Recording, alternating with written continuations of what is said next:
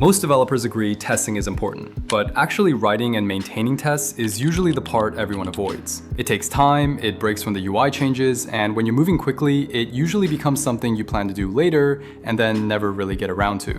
That's where TestSprite comes in. Instead of manually writing test scripts, it uses AI to analyze your project, generate a full test plan, write the tests, and run them automatically. And the interesting part is that it runs directly inside your IDE through an MCP server, so you can literally just ask it to test your project. So in this video, I'm going to show you the full workflow, installing TestSprite, running our first test, customizing the results, and finally connecting everything to GitHub so tests run automatically on pull requests. Alright, so the first thing we need to do is install TestSprite and connect it to our editor. TestSprite runs as an MCP server, which basically means it plugs directly into AI-enabled IDEs like Visual Studio Code, Cursor IDE, Windsurf IDE, or tools that support assistants like GitHub Copilot. Head over to the TestSprite website, create an account if you don't already have one, then open the dashboard, go into Settings, and generate a new API key.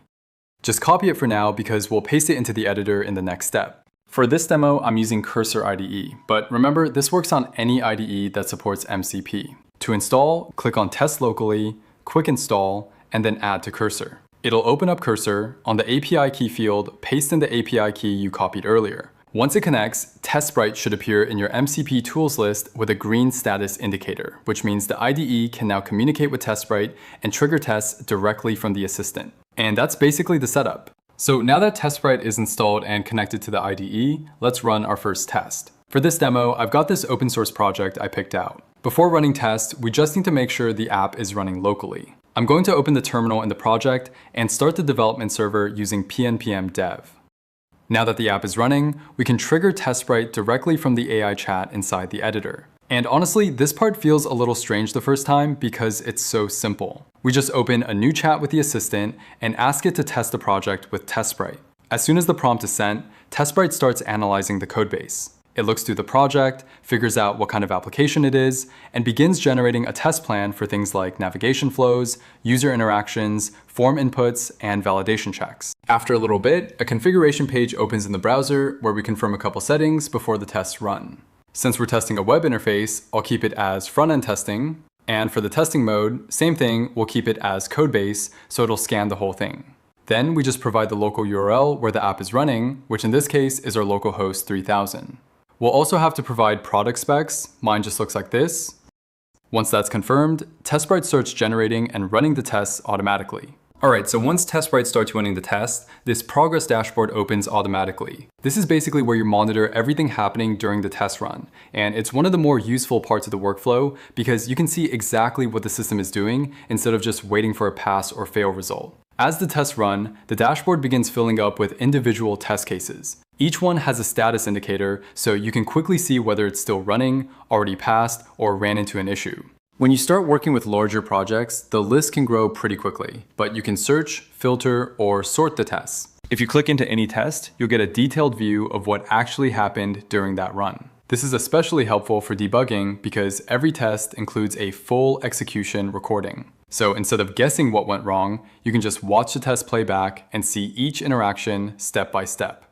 Below the recording, there's also a breakdown of the actions the test performed. For example, it might navigate to a page, click a button, type into an input field, scroll through the page, or run an assertion to verify something appears correctly. Since each action is listed individually, it's easy to spot exactly where a test succeeded or where it started to fail. You'll also see a quick summary of the results, including whether the test passed or failed, any error messages that appeared, and how long the run took. If something breaks, the error details usually point directly to the step where the issue happened, which makes it much easier to figure out what needs fixing. Another nice thing is that these runs are saved, so even after the suite finishes, you can reopen the dashboard later and review previous executions. It basically becomes your control center for monitoring tests, reviewing recordings, and figuring out what passed or failed. But realistically, you'll almost always want to tweak something, right? Maybe add a new validation case or adjust a step if the UI changes, let's say. TestSprite gives you a couple ways to customize tests depending on how hands-on you want to be. The easiest option is using natural language through the AI assistant. Since TestSprite is already connected to the IDE through the MCP server, you can talk to it just like you would any coding assistant. For example, if we want to check how the app behaves when a form is submitted with empty input, we can just ask it to add a test case for empty input validation.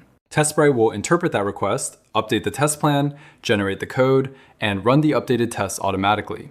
So instead of writing test scripts from scratch, you're basically adjusting the test suite using plain English, which makes it really easy to explore edge cases or expand coverage while you're developing.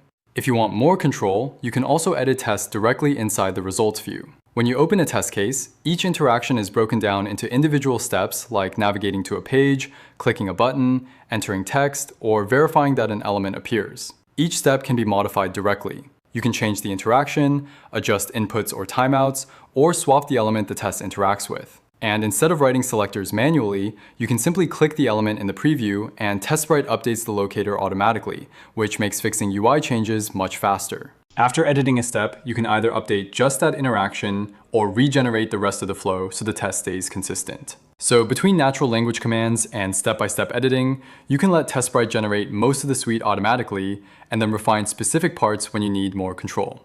Alright, so once you're happy with the test suite locally, the next step is connecting it to GitHub so the tests run automatically whenever new code gets pushed. The first step is committing the generated test files into your repository.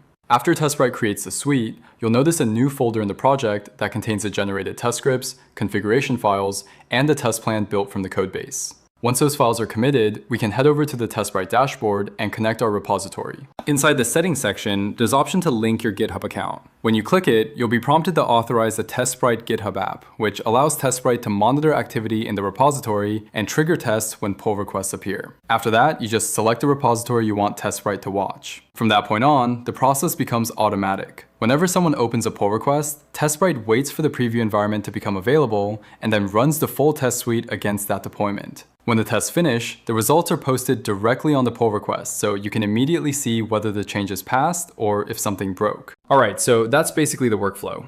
The interesting thing about TestSprite is that it removes one of the biggest friction points in testing, which is having to write and maintain all the test code yourself. Instead of building a full test suite manually, the system analyzes your project, generates the tests automatically, and then runs them for you.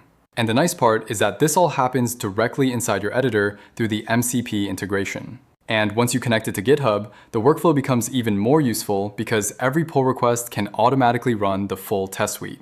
So if testing is something that usually gets pushed to later because writing the suite takes too long, tools like TestSprite can make it a lot easier to keep coverage in place while you're still moving quickly.